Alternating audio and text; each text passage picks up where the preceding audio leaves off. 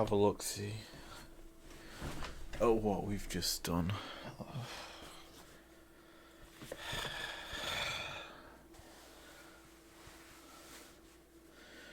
Even in pajamas, still need a hat. My hair's way too long. Let's have a look, see at this then. Amazon. Bill for over 100 quid. Yeah, that's such a bad bit. Even I know that.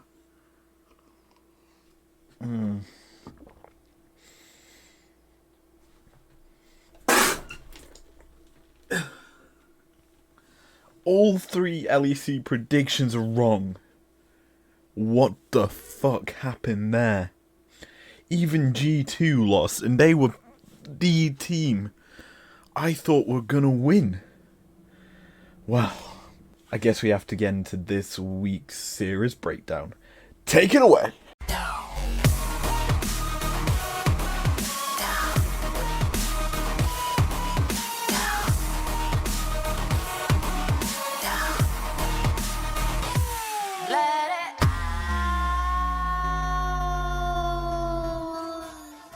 So, Aurora, bring up G2's draft and let's rinse this bish. So, this showcases the draft order, and let's split this into phase 1 and phase 2 of the draft. And let's only look at the picks, we don't need to see the bands, get them out of here. Now, I like the first pick of Trist for G2, as this gives them options for double ADCs, with an AP jungle carry is probably one of their biggest options, with say a Nidalee or a Lilia as that jungle pick, with a Kaiser or Xayah as the other ADC for whomever Reckless wants to take, or Reckless gets a Trist and G2 go for a more AP orientated mid laner that can obviously carry, that's probably more a control mid style, like an Orianna, Azir, Syndra, Victor. That sort of pick would work well. But where I start disagreeing with the G2 draft is their second round of picks. Mad lock in their bottom mid laner in their first round of lock-ins, and that essentially allows G2 to choose which lane that Trist goes into here and lock themselves in their mid laner or their bot laner respectively. And I for one would have preferred them to do that here and now, but G2 instead lock in a Karma. Now in my opinion, it's not the best option. Yes, it's still flexible, but you're essentially saying, hey man, we're still unpredictable. Like, you don't know whether or not this Karma's going top, it's going mid, or even bot, like we end up seeing it going, but it's still a very weird lock-in for a third pick in a draft. As for the Udyr pick, it's AP jungle damage, which it's minimalistic damage. He goes full tank Udyr, not a damage pick. Lilia was still open, so was Nidalee, and you could essentially go with that. Nidalee is one of Jankos's, granted, memeiest picks, but it's one of his best ones that he can play with. Would have honestly have liked to have seen that as a whole here. But the last pick, in my opinion, could have actually have been the support pick of, say, a Rel or an Alistar. Essentially, you get the choice of that matchup, and I would have honestly have liked to have seen Mikyx lock in an Alistar here. It's more blind pickable than the Rel, and it hard counters Rel incredibly well because you can knock her up during that crash down so she doesn't get the full ability usage to knock up many targets with that ability. Plus you can then headbutt her away so that she isn't magnet storming your entire team into a closed up area for the Orianna on the Madline side of things to do a lot of work. And that for me would have been better for G2 to have gone for here instead of the Karma and the Udyr Plus, in theory, it would have been a lot smarter, because then when you go into the ban phase here, you then would probably receive quite a few jungle bans from Mad, as they'll have probably locked in their jungle pick here because they want to get the priority on the jungle, and G2 would have then been able to have banned out supports themselves and possibly removed the Rel from the field of play. Maybe even a Rakan, who knows? And then it's an Alistar going into something that's not going to have that much engage for the Madline side of things. And Kaiser is a player who does like that engage sort of style, so putting him on something that's not top tier in terms of engage would have been probably prioritized if you're G2, personally. And you realistically think about the bans that are going to come through, well, Mad will probably have snagged up one of the jungle picks, probably the AD one, so I'd say Udim might have gone over to Mad. They could have then banned out Nidalee and Lilia. That's fine. You get Jankos on his Olaf. G2 technically have an AP mid if they went with what I suggested and put the Triss in the bot lane. They leave themselves open to options. That would have been so much better.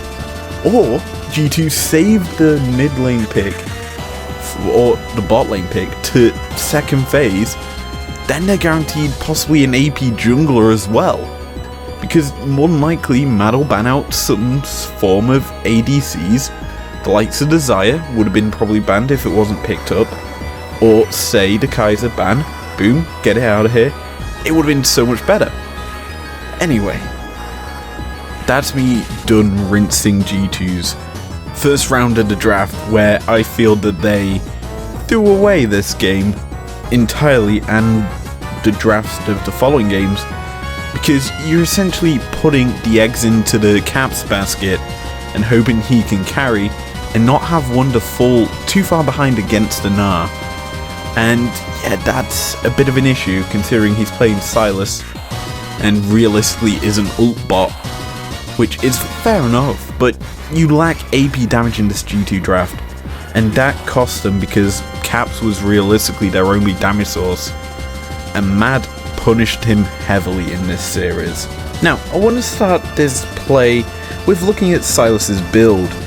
As you can see, he has a Manamune as his second item, which is uncommon for Sylas players, as it's only realistically picked up 2.5% in solo queue, and the rest of the time the comparable next best item for Sylas is normally a Zhonya's. I would have honestly preferred the Zhonya's in this game, because you look at what Mad have, they've got incredible engage and dive, and as you're kind of the main AP threat on the G2 side, having a tool to sustain and avoid damage would be incredibly good. So I would have honestly preferred the Zhonya's instead of the Manamune, which is technically used for more sustainable use of the Kingslayer, because you can get that juicy heal with the W with a Manamune. And also the Manamune could have come in third. You could keep the tier in your inventory and have that stacking up in the background, because in this play it is not fully charged and not a mirror mana, which is kind of a waste of an item in my opinion for Wunder here. And in my opinion, this is a complete misbuild, honestly bad draft from G2 as we're seeing here, and this essentially affects this team fight and more than likely the throw of this game for G2. Mad have the Baron and are aiming to get the mid lane tier 1, but G2 want to stop this, so who steps forward to clear the wave?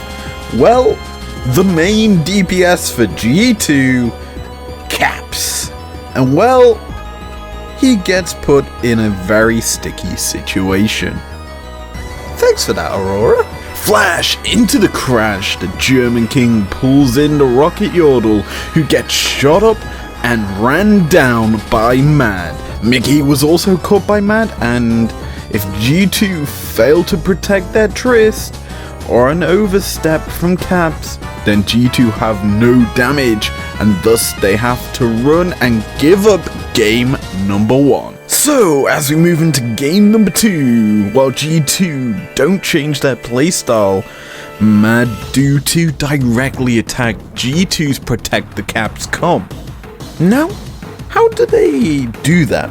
Well, they draft Tom Daly, Victor Berg, Wu Minzin, Brittany Broben, and Neymar Jr., also known as a team full of divers. As these mad lads look to punish Caps as much as possible by turning him from Caps to Craps. Well, we see this take effect from this play as Humanoid gets the flash gold card onto Caps, and just watch how far away Kaiser dives in from. And this is combined with Kazi's Killer Instinct and Caps' Jumped On. However, because Mickey headbutts away the Udia, the CC chain is incomplete and Caps is able to hobble away. However, with Caps low, G2 tried to back up and peel to allow Caps to heal and re-engage. As Humanoid oversteps, G2 look to turn, but Mad's mid clutch boxes the situation. Zonya's hourglass is used. Needless to say, G2 are now out of position. Did somebody order a pizza?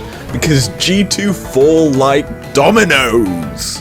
As Mickey dies peeling for Caps, and a flash, bear, slap comes flying in from Elyoya, Caps falls, and for some reason, Wonder's TP is only just coming in. And what do you know, it's way too late and G2 are down 2 members already. Good night the rest of G2 as they just lose this fight. And Mad go up 2-0 in this best of 5. And after this match that's coming up, you're either going to hear and Mad clean sweep G2 down to the lower final, or it looks like we've got a series on our hands. So for game 3, G2 have gone more traditional with their draft. Mad are keeping more or less the same style, a team full of divers. However, it isn't the Mad jumping into the play. This time, it is instead Mickey baiting in Kaiser with the ward over the wall, and as soon as it's placed, Mickey Hex flashes over, not allowing the ward to be taken, and the immediate Nautilus CC chain comes through as Wonder TPs in on top of it.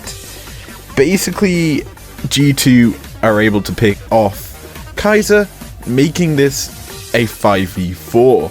Then we get a little bit of a scurry about, but G2 disengage as the Chaos Storm kind of separates this G2 lineup and they're forced to kind of regroup. But as G2 walk away, Mad want more. Although they are down 1 member, the Horsey charges in.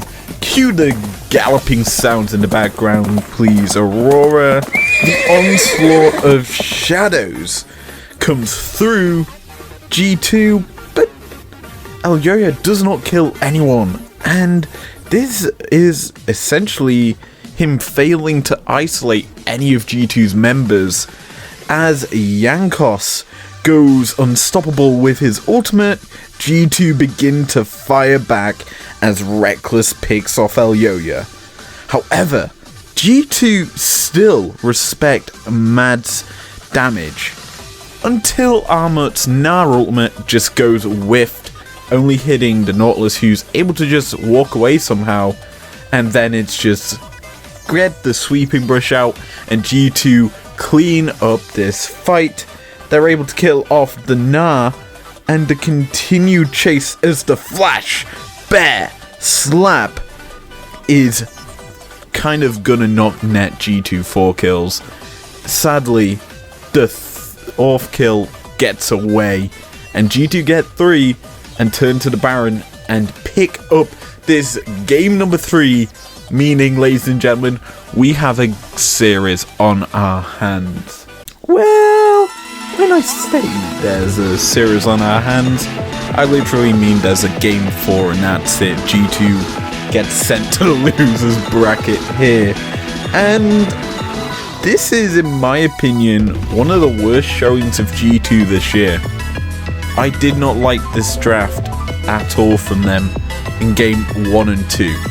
Game 3 was a lot more respectable, though it wasn't, in my opinion, their best sort of drafting. The fact that the likes of Sion was left up and they could have played it in the top lane as a safe tank instead of an Akali pick, I would have preferred that. I would have preferred them going more safe, or even taking the Gnar themselves or not allowing it through. That Gnar was very powerful in the first 2 games. The third game, not so much, because Amit was not hitting them big ults and G2 were respecting it a bit more. But in the first 2 games, the G2 comp of Protect Caps failed. Caps was overstepping a lot of the time to clear out waves, or to basically be G2's DPS, and Mad were just able to jump on top of him. You could see in how Mad drafted through this series, the G2 were not in it, I would say. And this 4th game was a lot closer. It was fun, don't get me wrong, to watch, as G2 actually drafted a fairly strong comp for themselves. But Mad just ran wild this series. They took it to G2, and you consider Mad and G2 are the most chaotic teams in the LEC. This best of 5 lived up to the hype, and personally, now that we're going to see Rogue versus G2 not as the grand final, but instead the lower bracket final or the semi-finals of the LEC, I personally am looking forward to this one. And it won't sadly be the Anarchy Analysis matchup or series of the week next week, because we're going to be looking at the grand finals. But I do expect G2 to make it to the grand finals. That's my prediction here. However, Rogue is a tough opponent, and if they draft like they drafted in this series, Rogue are going to tear them apart, and we're going to get new kings of Europe. But as the old guard fall down to the lower bracket final, we rise up into the final week of playoffs on a strong note. So, if you enjoyed this episode, I know I kept these bits short and sweet, leave a like down below, subscribe if you're new around here or if you want to, and I'll see you guys later. Peace out!